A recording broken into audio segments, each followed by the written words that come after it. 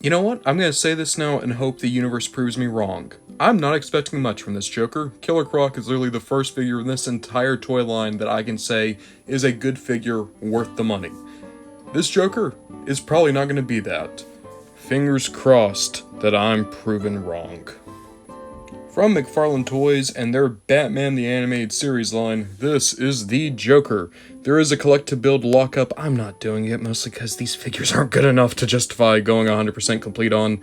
They look nice enough, so I buy them just because I want representation of the show.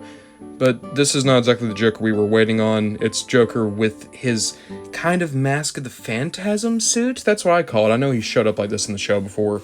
You can see on the back, what's else in this wave? Red-Eyed Batman, Commissioner Gordon, Joker, and Riddler. I just got Joker and Riddler.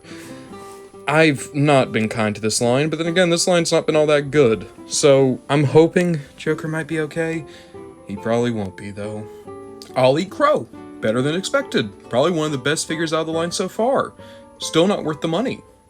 Now let's give the devil his due here. This is a good looking figure. Even the shading doesn't bother me on him as much as it does on other figures in this line. The head sculpt I think looks great. I even love how kind of droopy the hat is. Alongside that, the articulation's serviceable.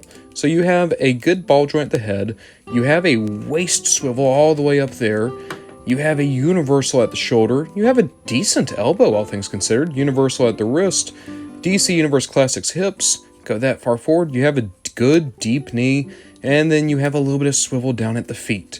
The jacket feels a little bit sticky. It's just going to get worse over time, I can tell you that much. I've dealt with enough of these figures to know that it's just going to get worse over time, but at least it looks fine. My issue comes from the fact that this is a $30 figure. Now, it doesn't feel as bad with Joker because at least he's on the larger side of this line, but these figures run about 5 inches tall.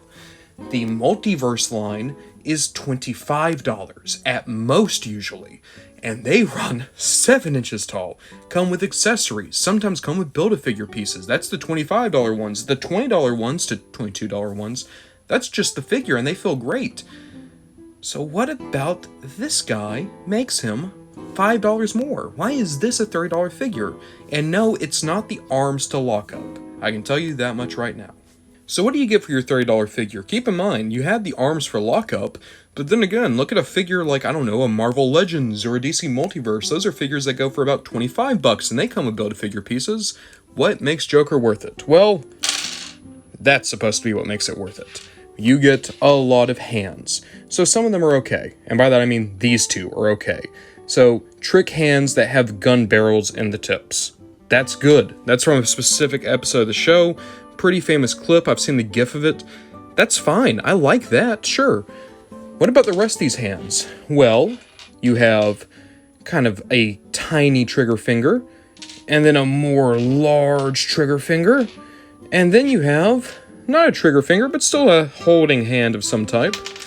They've given you 3 pairs of accessory holding hands for a figure that has no accessories. Let me say that again, and again, let's get this clear, right? This figure comes with 5 pairs of hands, which is too many goddamn hands. That's too many goddamn hands for an action figure, I'll say it. But you have closed fists, and then you have these open hands that have barrels in them. Okay, sure, cute, whatever. The rest of these all go to guns, or crowbars, or playing cards. We don't have that with this figure. They gave you 3 pairs of hands that all serve the purpose of I hold stuff, and they don't give us anything for him to hold. Keep in mind, and this is the one that really makes me mad, the trigger fingers for guns. DC doesn't let guns come with their figures. They haven't let that happen since 2022. It's 2 years later, and I know it takes a while to make a toy. I get that. But you've had enough time to realize you can't put a goddamn gun with the Joker. So why give us trigger finger hands? Why give us all these hands for stuff he can't hold? It's worthless. Joker had other stuff. Oh, okay, you want to be like only stuff he had in the show. Okay, sure, we can't use guns. Get that. Playing cards, flowers, crowbars, laughing fish, a Harley Quinn mallet. These are all things that Joker had, that Joker could use in an action figure. But we didn't get any of that. We got 10 pairs of hands and Lockup's arms.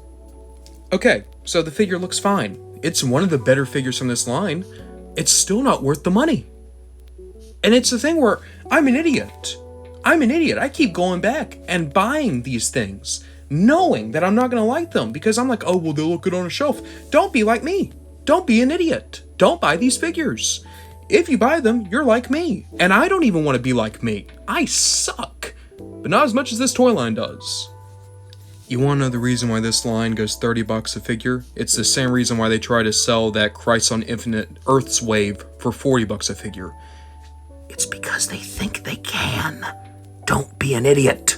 I wasn't even dumb enough for the $40 figures. Just don't do it.